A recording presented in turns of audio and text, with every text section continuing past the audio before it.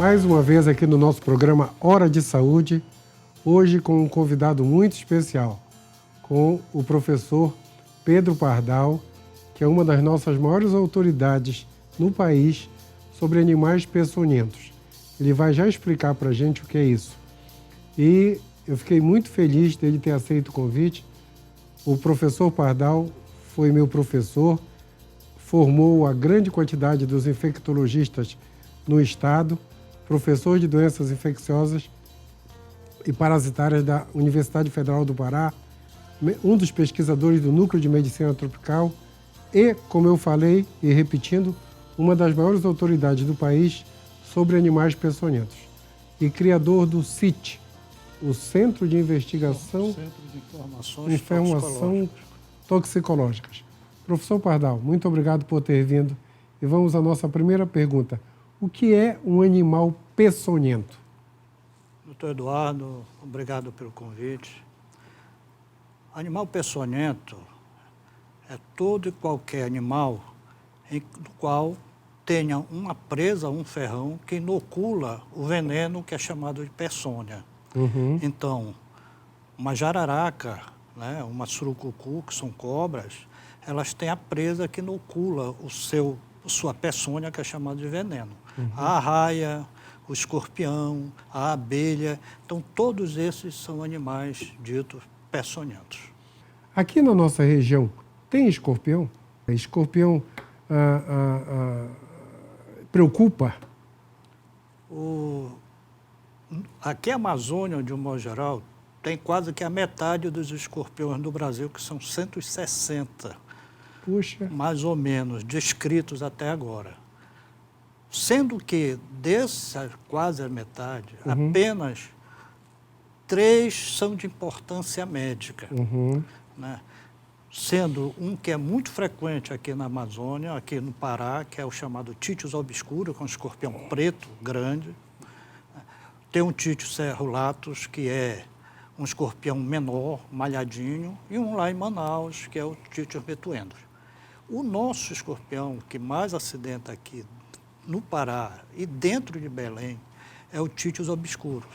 E com uma curiosidade, nessa época de pupunha, tem caixas de pupunhas, as pessoas podem ser acidentadas ao retirar a pupunha do cacho.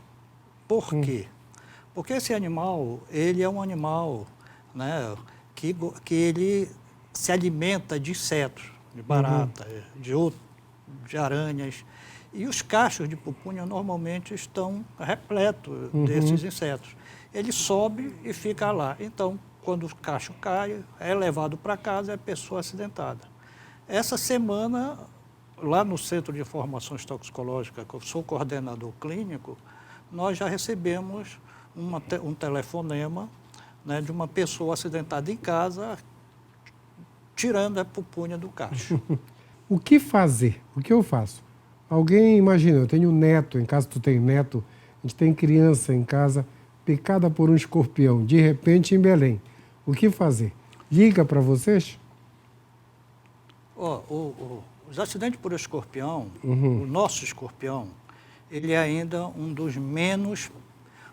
A sua peçonha, o seu veneno, não tem uma potência muito grande como tem o escorpião amarelo lá do sul, sudeste e do nordeste, né, que é um outro tipo de escorpião, que é o Titus serrulatus.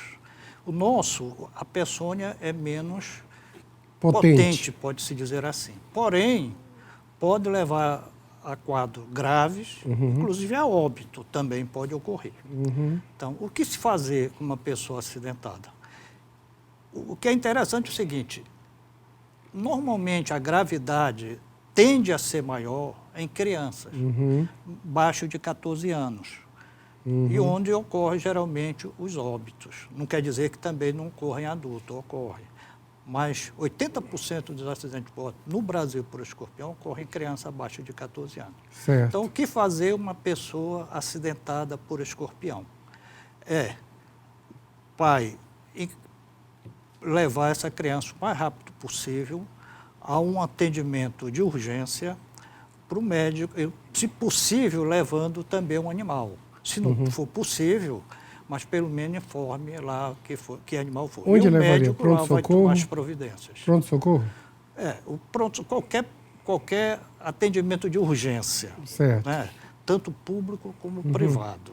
Agora, se precisar de soro, quer dizer, do antiveneno, né? O antiveneno só é preciso ser aplicado quando a pessoa tem uma gravidade de moderada a grave. Uhum. Quando tem uma gravidade apenas leve, que é dizer, só a dor, isso aí é tratado apenas com sintomático. Certo. Então, quando é preciso tomar o soro, existe o soro nos hospitais públicos, nos prontos-socorros municipais. Né? Tem. Tem. Agora, as clínicas particulares podem ter o benefício de um soro.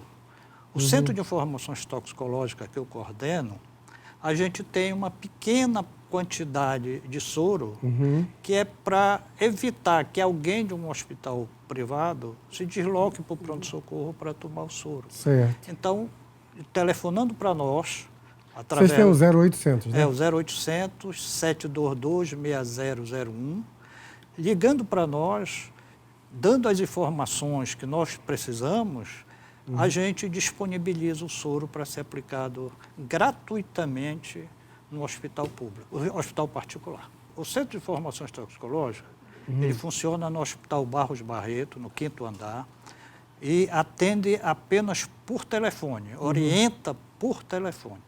O Centro de Informações Toxicológicas é uma criação da Universidade Federal do Pará, juntamente com a SESMA, Prefeitura Municipal de Belém. Então, nós somos parceiro nisso aí. E funciona 24 horas por dia, 365 dias por semana. No qual, se alguém ligar para nós, quando ocorrer um acidente, a gente procura orientar o que fazer, o que não fazer, para onde ir. Então é importante saber de cabeça esse número, 0800 722 6001. Eu já decorei. Que bom. Ei, Pardal, me fala uma coisa agora. Aranhas. Aranhas. A gente tem aranhas peçonhentas aqui na nossa região? Temos. Nós temos, principalmente, nós temos todo o tipo de aranha aqui também. Sendo que a que mais promove acidentes é uma chamada, é a foneutria, que é chamada de armadeira. Ela é muito agressiva. Né? Desse tamanho, né? Não, ela é um pouco maior. Chega uns 3 centímetros de corpo. De corpo. De pata para pata chega geralmente 15 centímetros. Então é grande. Perna para perna. Chega grande. Então, ela é muito agressiva. Ela dá um sintoma muito parecido à picada por escorpião. Muita dor no local. E se tiver sintomas sistêmicos, precisa tomar soro. Quando é só sintoma local, como o escorpião, não é preciso tomar soro, é só sintomático. Encontra em casa também esse tipo? Pode encontrar. Tipo, pode encontrar. No sótão? Mas ela é mais, geralmente, encontrado mais no meio rural. Meio Mas rural. pode Não é muito comum, então? Não é muito comum, assim como as serpentes. Né? As serpentes são mais do meio rural. Não, as serpentes eu vou chegar daqui a pouco, já que eu quero que tu me explique tudo isso. Pardal, a ferrada de arraia. Eu acho que uma das maiores dores que eu já vi quando eu era plantonista de pronto-socorro foi de ferrada de arraia. O que fazer?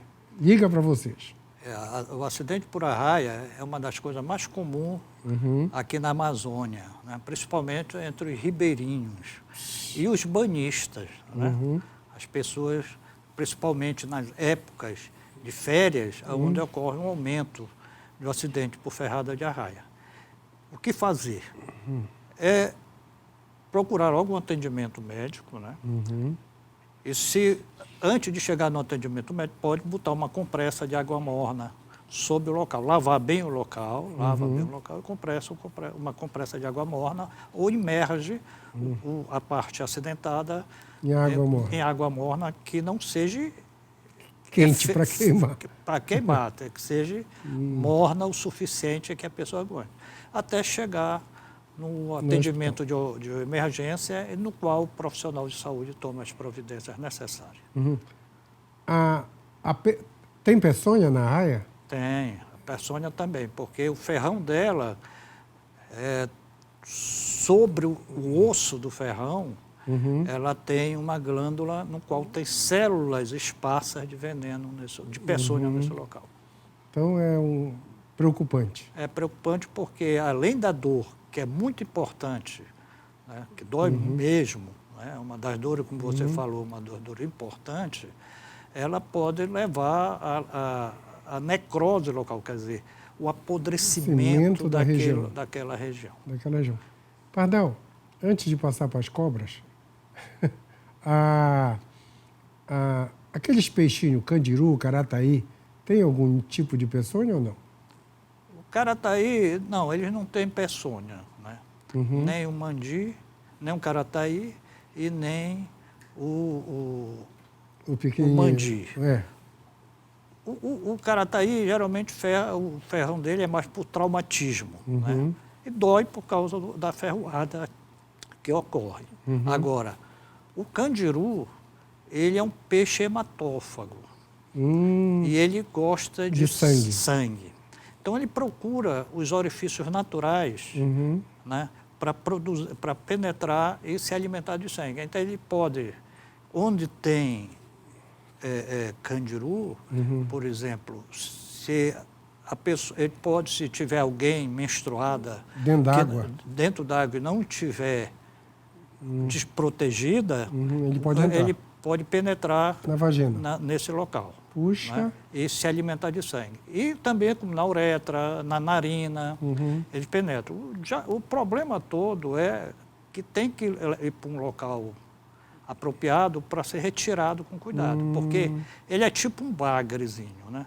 Então, ele tem aqueles ferrões na nadeira dorsal e laterais, né? E fica preso. E aí ele abre assim, se você for puxar, fere. Pode cortar a uretra e outras regiões. Então, tem que ter um urologista para fazer os cortes dos ferrões, para tirar tudo direitinho. Então, tem que ser em tratamento em um hospital. Então, tá. A gente vai parar o programa bem aqui e daqui a pouquinho nós vamos continuar comentando sobre as nossas cobras venenosas, ou seja, Peçonhentas. peçonhentas.